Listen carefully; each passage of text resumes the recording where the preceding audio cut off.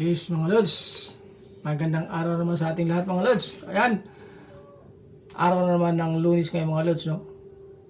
Panibagong araw naman para sa ating lahat. So ayan mga lods, tuloy-tuloy lang yung buhay natin mga lods, no? At i-enjoy lang natin. Huwag tayo mawala ng pag-asa mga lods, no? Sa hirap ng dinadaanan natin sa ngayon, huwag tayo mawala ng pag-asa. Tiwala lang tayo mga lods at huwag tayo makalimot tumawag sa taas. So ayan, good morning po sa ating lahat mga lods. At siyempre, gagawa na naman tayo ng ulam natin for today mga lods, no? Ito nga, at nag-ihaw tayo ng talong mga lods, no? Ito ang gagawin natin. Ihaw tayo ng talong. Ngayon mga lods, ang gagawin natin ay magtuturta tayo mga lods. Siyempre, dahil sa ito ay marami, gagawin natin yung kalahati nito mga lods ay gagawa tayo ng ensilada naman. Para doon sa ating ulam sa tanghalian. So, ayan mga lods, kahain ko lang mga lods. Ito, mainit pa. Kaya medyo palamig-lamigin natin ng konti. Para pag binalatan natin mga lods, hindi na siya mainit. Ito kasi maganda rito mga lods, sa talong. Inihaw. Kasi pagka sa inihaw kasi mga lods, medyo mabango siya. At saka, andun yung lasa niya mga lods, no? Bukod doon sa yung nilalaga lang natin, magkaiba ang lasa ng nilaga na pinakuluan at doon sa inihaw natin.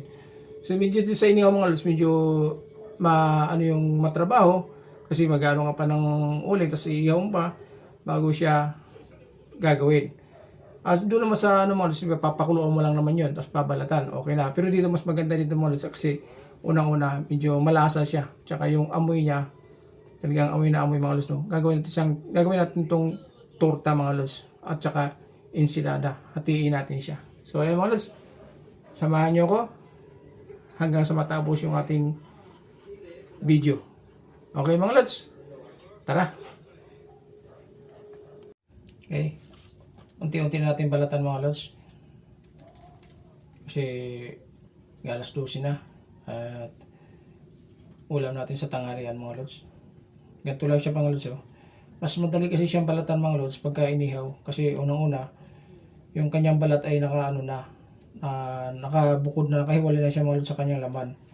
Hindi katulad ng pinapakuluan natin mga lods, ay nakadikit yung balat sa laman. Kaya medyo pag binalatan mo, sumasama yung kanyang laman mga lods, Hindi katulad ng inihaw siya, ay nakabukod yung kanyang balat sa laman.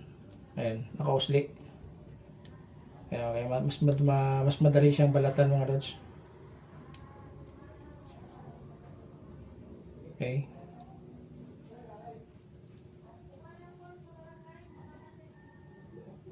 Ano na mga lods,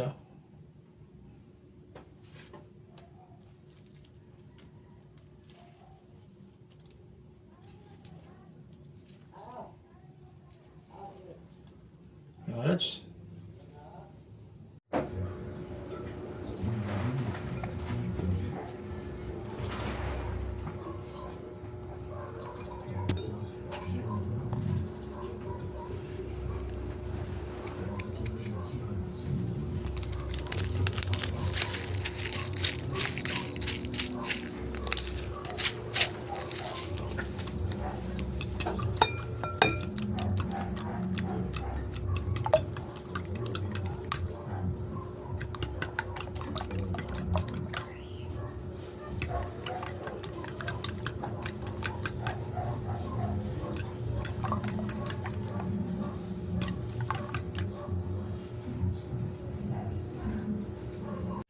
Tingnan ang mantika mo.